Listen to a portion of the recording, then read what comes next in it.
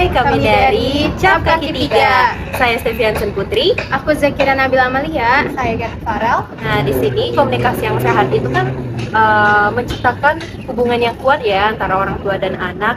Tetapi seringkali terjadinya miskomunikasi antara orang tua dan anak sehingga menciptakan komunikasi yang negatif ya, dan itu membuat anak-anak itu jarang mau berbaur dengan orang tuanya. Nah, di sini kami akan membahas tentang gimana sih caranya supaya kita bisa berkomunikasi dengan orang tua kita yang baik dan benar. Menurut Kira kayak gimana?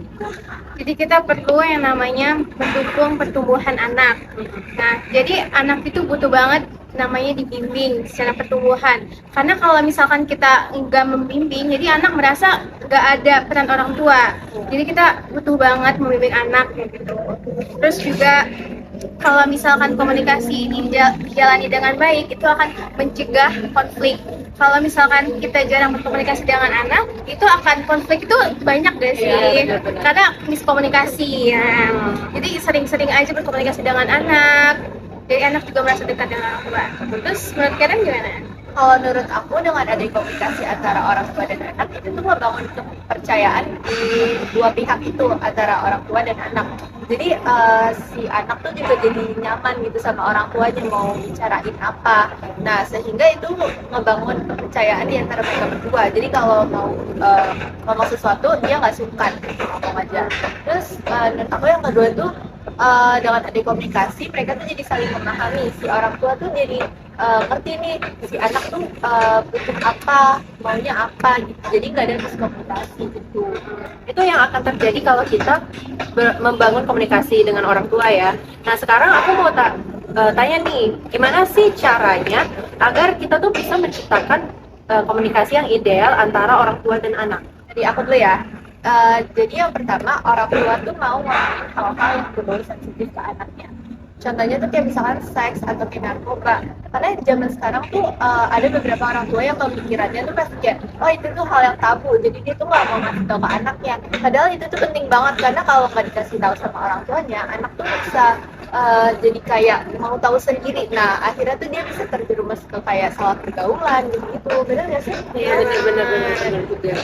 Ya, jadi kalau misalkan anak itu gak diajak ngomong tentang hal-hal yang terbuka seperti seks, narkoba, anak tuh jadi kepo gak sih? Iya, Kayak, iya. ini tuh apa sih? Nah, jadi cari tahu sendiri, dan malah anak itu bisa terjerumus juga. Iya. Jadi pengen nyoba. Jadi itu mendingan orang tua tuh sudah memberitahu kayak apa sih Konsekuensinya apa ya? Iya. Itu soalnya karena anak itu tuh sifatnya tuh pengen tahu gitu lah. Jadi dia tuh pengen eksplor sendiri. Jadi mendingan tuh dikasih tahu dari awal ya kan. Iya, benar. Nah, kalau dari Kira gimana tuh? Nih, kalau menurutku, kalau misalkan anak cerita tuh jangan langsung dihakimi, jangan langsung dievaluasi. Kalau misalkan anak cerita tuh kita berusaha aja dengerin dulu. Iya. Nah, kalau bisa didengerin, anak tuh juga merasa kayak, wah, orang tua gue ngedengerin nih, bisa jadi temen curhat nih, Iya, gitu kan. benar. Nah, kalau misalkan emang anak melakukan kesalahan, bisa dievaluasi sedikit-sedikit, pelan-pelan. Nah, jadi anak tuh tidak merasa, aduh kok kalau cerita ke orang tua kayak gini banget, gak enak, jadi ceritanya malah ke orang lain yang belum tentu bisa dipercaya, betul kan? Nah, kalau menurut Stevi gimana?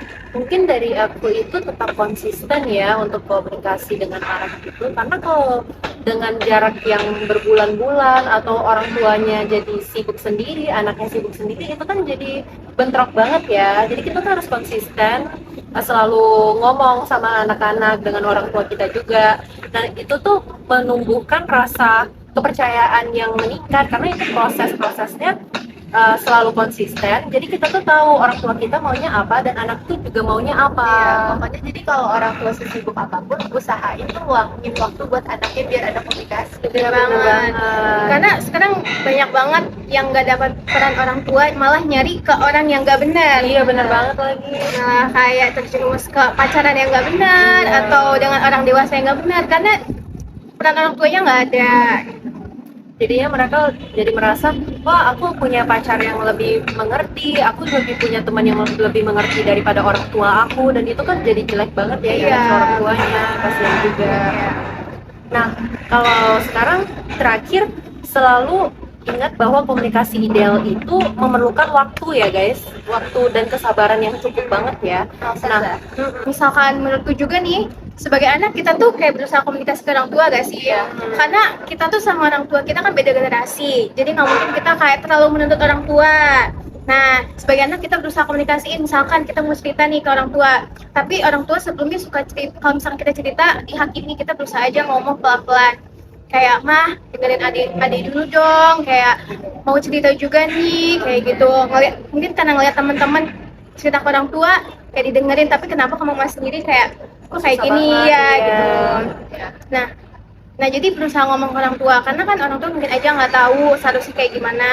Nah, jadi kalau misalkan kita udah kasih tahu orang tua kayak, oh orang tua udah sadar nih, kayak oh iya juga ya, saya harus gini sama anak. Nah, kalau misalkan komunikasinya lancar, jadi udah nggak ada konflik tuh. Nah, jadinya kalau misalkan cerita ke orang tua jadi lebih enak, karena orang tua juga tahu kan seharusnya kayak gimana gitu. Pokoknya balik lagi kuncinya tuh ke komunikasi ya, nggak cuma ke orang tua, kayak ke siapapun. Pokoknya kalau ada kayak masalah yang pengen kita omongin gitu, jangan kita pendam gitu. Karena ujung-ujungnya jadi kayak nggak benar. Pokoknya ya balik lagi kuncinya tuh komunikasi. Mungkin juga dari aku ya, kalau jadi orang tua itu jangan terlalu sering membandingkan anaknya dengan anak orang lain ya, karena bakat-bakat orang lain itu, talenta yang kita punya juga beda-beda dari orang lain, dan itu juga bisa memicu kesalahpahaman dari anak itu sendiri. Jadinya anak itu jadi susah mau bercerita dengan orang tuanya, karena kayak setiap kita bercerita nanti orang tuanya kayak anak ini aja bisa loh, kok kamu nggak bisa gitu. Menurut aku itu aja sih. Kalau kayak gitu tuh jadi malas cerita. Iya, kita sebagai anak jadi malas cerita juga. Tapi kita jangan lupa itu orang tua kita, jadi kita jangan terlalu menghakimi, jangan kayak kok kayak gini sih orang tua gue. Iya, gitu. benar juga. Nah, jadi kita kayak lebih ya udah, namanya juga orang tua gitu. Kalau misalkan emang nggak bisa diomongin, kita berusaha yang lebih ikhlas gitu loh. Jadi menurut aku itu kuncinya ya benar kata Karen, komunikasi. Jangan sampai miskomunikasi. Terus saling mengerti juga, jangan terlalu menghakimi anak, dan jangan juga untuk menghakimi orang tuanya.